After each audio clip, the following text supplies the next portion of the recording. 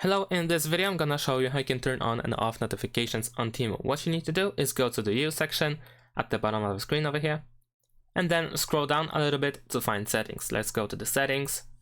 Here, go to notifications over here, and then you will find a bunch of different settings related to notifications. For instance, you can go to, let's say, avatar sharing. We can go to edit, and then here we can disable that. We can also, for instance, go to customers activity. We can go to edit, and then if you want to, you can enable or disable the notifications over here.